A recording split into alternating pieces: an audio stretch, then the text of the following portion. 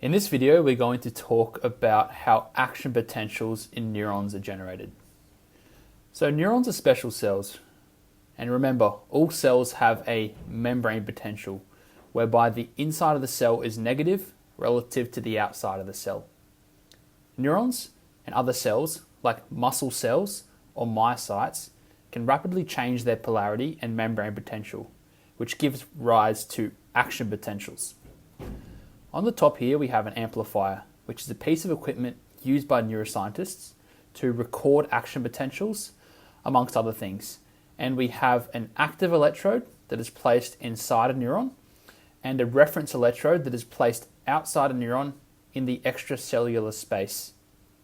The amplifier simply compares the voltage difference between the active and reference electrodes, or put simply, what is different in terms of electrical signal between the two recording sites. When the neuron is at rest, our recording instruments tell us that the inside of the neuron is negative relative to the outside, with a difference of around negative 70 millivolts in most neurons. This is known as the resting membrane potential. I will draw in negative 70 millivolts on our recording.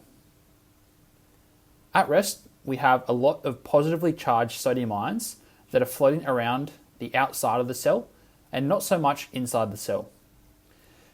We have a lot of positively charged potassium ions inside the cell and not so much outside the cell. This chemical gradient is maintained by the sodium-potassium ATPase pump, which pumps out 3 sodium ions and brings in 2 potassium ions, which generates a net negative charge inside the cell and is one of the reasons why the inside of the neuron is negative compared to the outside. Overall, the sodium-potassium ATPase pump helps establish a concentration gradient, but also requires energy to create this gradient, as it is pumping sodium and potassium against their concentration gradients.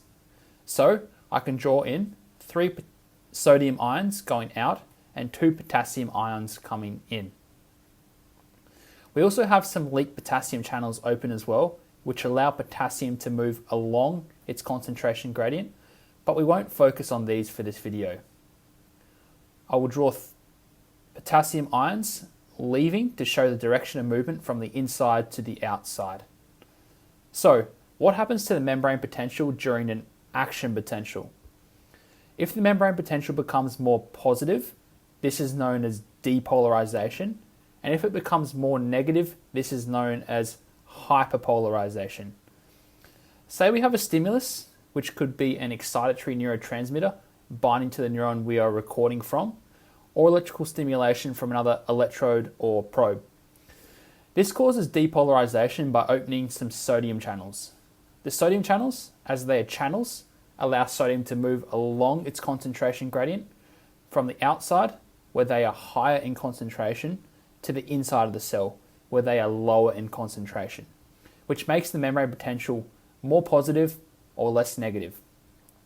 I will draw sodium ions coming into the cell through the channel and the membrane potential becoming slightly more positive on our recording. If the membrane potential reaches a particular threshold, known as the threshold for excitation, which is around negative 55 millivolts in neurons, an action potential is initiated.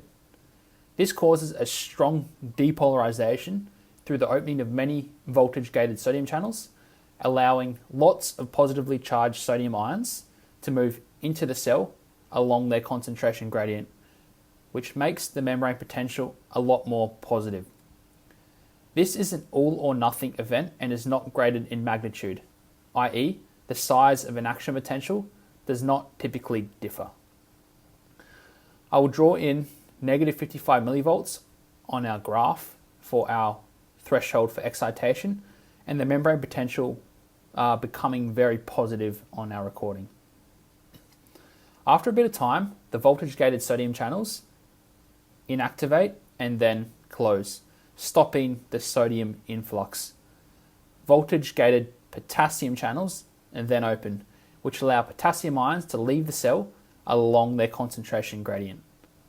The combined effect of stopping positive charge from coming into the cell and letting positive charge escape bring the membrane potential down towards resting levels, aka this makes the membrane potential more negative or less positive, and this is called repolarization. I will draw potassium ions leaving the cell through the voltage gated potassium channel and the membrane potential becoming less positive. After repolarization, we have an undershoot phase, which is part of the refractory period of a neuron. This is when the membrane potential is more hyperpolarized than the normal resting membrane potential of negative 70 millivolts. After this, the sodium-potassium ATPase pump and leak channels restore the membrane potential back to negative 70 millivolts, ready for another stimulus to cause an action potential. Thank you very much for listening, and please reach out if you have any questions.